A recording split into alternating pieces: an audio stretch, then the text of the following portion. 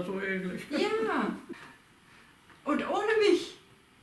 Das haben Sie jetzt ohne mich gespielt. Ja. Ganz super. Welcome to my presentation at the Living Knowledge Festival 2021. Dementia and Music, Empowerment through Participation. My name is Anke Feierabend.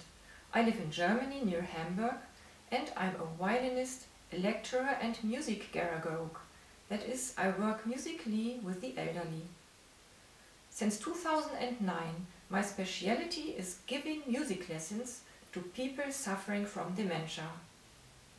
The lady you heard playing the violin at the start is a 79-year-old woman with moderate Alzheimer's disease.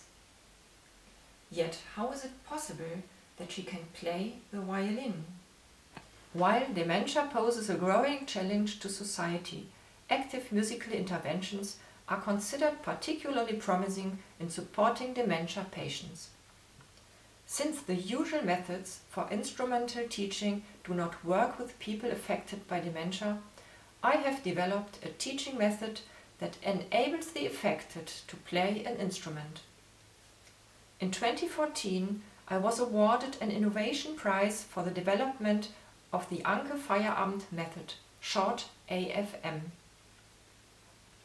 From 2018 to 2020, as part of the EO project RECRUIT, Participatory Science for Region, Culture and Technology, I took part in the sub-project Dementia and Music, project-related violin lessons with people affected by dementia. This was led by Professor Theo Hartog from the University of Vechta in Germany. Our project formed a bridge between science and society. My teaching method, the AFM, formed the basis of the sub-project Dementia and Music as a social innovation. For 1 year, I taught the 79-year-old Mrs. Schmidt on the violin. All lessons were documented on film.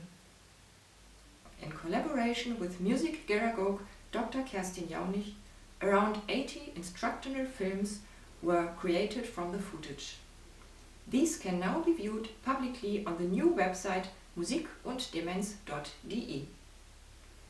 There, website users get extensive insights into the lessons as well as many explanations about the different aspects of instrumental teaching with people suffering from dementia. My student, Mrs. Schmidt, had violin lessons for several years as a child. I took up her musical biography and built on it in the lessons. It is only through this that I can unearth the buried memories and competences of my students, as the musical long-term memory is retained the longest. In the course of 1 year, I was able to help Mrs. Schmidt develop a total repertoire of 31 songs that she knew from childhood. Especially in the first lessons, it is essential to build a trusting relationship.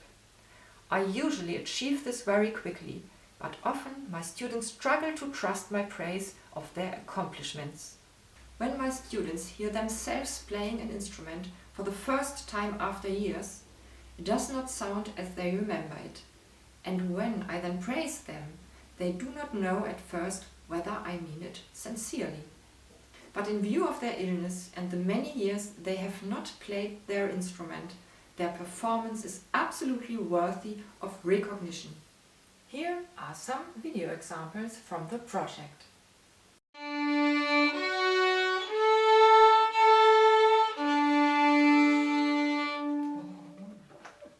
Schön. Ja. Prima, wir haben Hänschenklein zusammen wieder gespielt. Sehr schön. Aber wirklich gut machen Sie das. Naja. Ja, sagen Sie nicht immer, na ja, Sie machen das wirklich gut. Wenn das nicht so wäre, würde ich das nicht sagen. Okay. Das dürfen Sie mir glauben. Ja. Ja. Okay, das mache ich dann. Gut. Aber merken Sie, wie schön Sie das machen? Ja, Das das hat habe ich er- eben schon gemerkt. Ne? Ja. Merken Sie auch selber, dass Sie Fortschritte machen? Ja. Das ist doch schön. Ja. Ich freue mich. Ja. Ich mich auch. Ja, toll.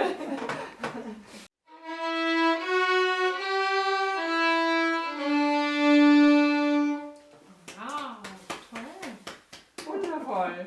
Super. Sie macht das so toll. Ja. Wirklich Alles klasse. gut. Ja. Richtig klasse. Ja, ich muss mir das zu Hause mal ein bisschen.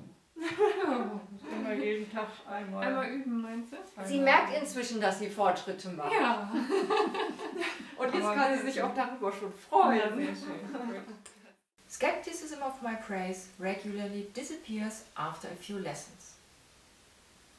The following two examples show part of the process in which musical memories and muscle memory are reactivated.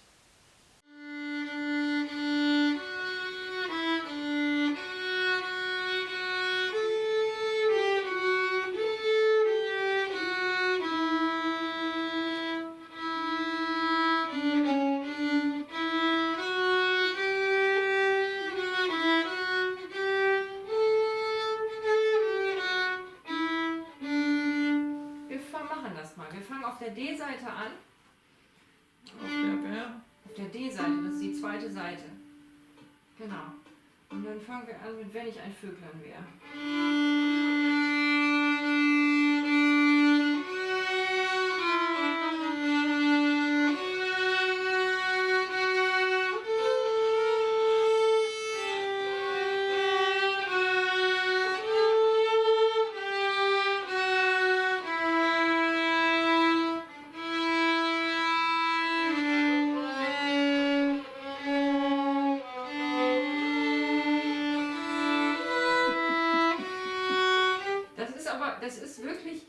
Das ist eine schwierige Stelle, weil wir müssen für einen Ton auf die G-Seite und wieder zurück.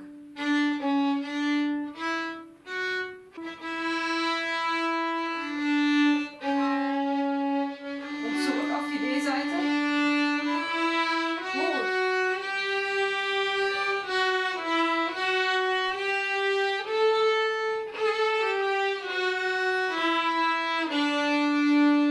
Sehr schön. Gut, auch der Übergang auf die G-Seite, das war prima, wie Sie das gegriffen haben. Gleich nochmal, genau. And now, for comparison, 3 lessons later.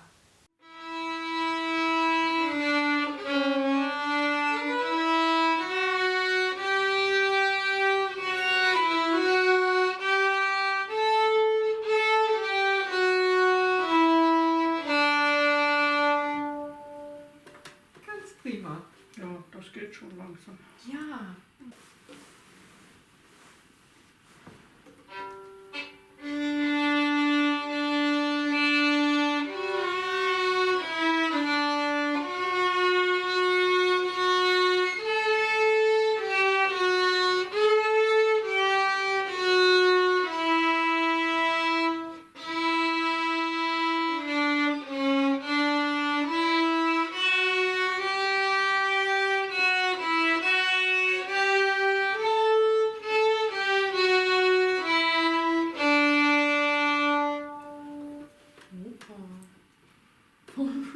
Voll gut, ne? Genau. I think the progress Mrs. Schmidt made in her violin playing within only 3 lessons is obvious even to outsiders. Her joy in the lessons was always plain to see, also evident in the fact that I usually had to actively end the lessons after 60 to 70 minutes because Mrs. Schmidt did not want to stop playing. While she was rarely able to speak adequately outside the violin lessons, she regained the ability while in class. In the next video, Mrs. Schmidt first shows her pride somewhat bashfully. I affirm her ability, whereupon she earnestly admits to herself, "Yes, I did that quite well."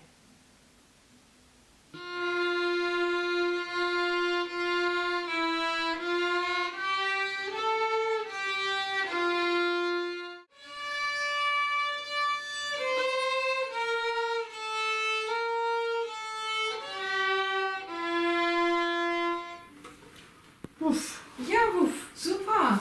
Ja, ich bin auch super. Ja, das finde ich auch. Sie sind super. Ja, ich habe das ganz gut gemacht. Ja, das haben Sie sehr gut gemacht. Actively helping to shape the time spent together with others was an absolute rarity in her everyday life, which was otherwise characterized by forgetfulness. She experienced herself as competent, a feeling which lasted beyond the violin lesson and which also reactivated other abilities. There was a sustained decrease in fear and depressive phases, while my students' self-esteem grew. The deep feeling of happiness experienced when playing the instrument imprinted itself deeply on her through the music. This is also the reason why my students can remember the lessons, even if they forget everything else. The positive experience partially compensates for the loss of identity and dignity caused by Mrs. Schmidt's illness. In the last example, it is nice to see that Mrs. Schmidt can now even praise herself. A remarkable development.